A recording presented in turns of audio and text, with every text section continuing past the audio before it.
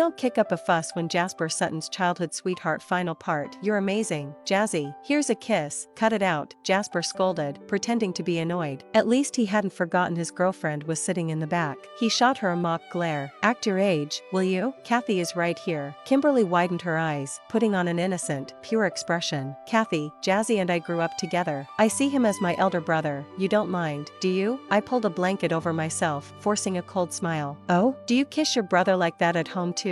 Kimberly immediately put on a pitiful look. Jazzy, see? I told you Kathy doesn't like me. Maybe I shouldn't go. I don't want to upset her. Jasper frowned right away. Enough, Catherine. You're 2 years older than Kimmy. Can't you be a little more mature? She's just a kid at heart, spoiled and playful. Why do you have to be so harsh? In that instant, I didn't even have the strength to argue anymore. Be more generous, huh? Sure. But in the future, I hope you would be just as generous too. Beneath the cover of the blanket, my leg pressed even tighter against Jonathan's.